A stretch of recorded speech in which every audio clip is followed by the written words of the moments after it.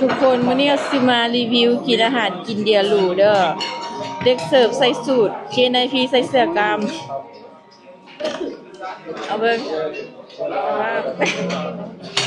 อันนี้เป็นคนเสิร์ฟคนเสิร์ฟคนเสิร์ฟใส่สูทเด้อคนมากินใส่เสื้อกล้ามบ่เกี่ยวทุกคนอาหารทำมาแล้วอันนี้แม่นมันเนี่ยบัตเตอร์มาซาลาอันนี้มันstew lamb yeah with pepper cheese naan garlic naan and roti ทุกคนไฮโซเลยชอบจะจับมือจับคือเราลอง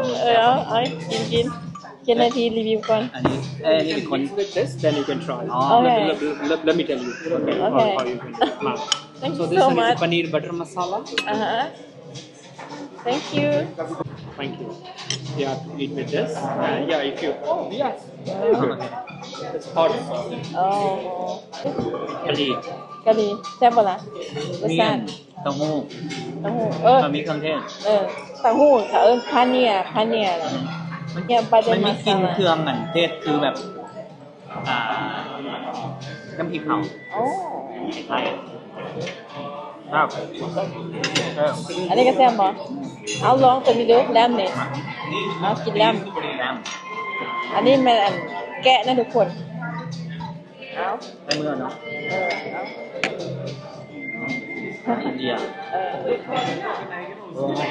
โอ้good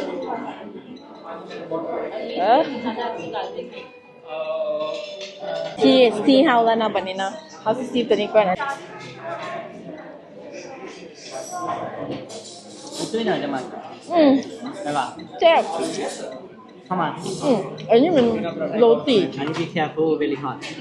บ่ฮู้ว่าตัวใดแม่นนั่นตัวใดแม่นโรตี Hi this one is roti or naan this one is roti this one roti this is naan oh I see I'll try with naan อันนี้มัน garlic naan I will try with the stew long stew อันนี้มันแลมจิ้มแกะนะทุกคนไฮโซกุลา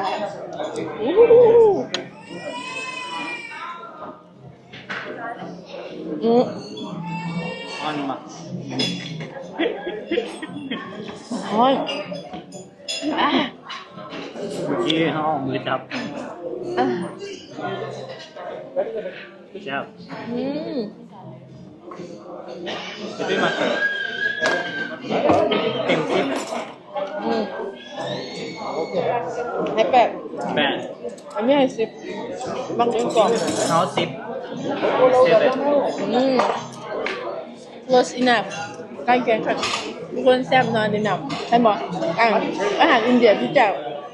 สตรีทฟู้ดหรือว่าอาหารธรรมดามันก็บ่ได้แซ่บของร้านนี้ที่จริงบ่แม่นร้านหรูร้านแพงแล้วมันสิแซ่บหมดได้แต่ว่าร้านนี้นะมันแซ่บบ่ได้อวยบริการก็ดีมันบ่ได้คิวหลายกินแซ่บเท่านั้น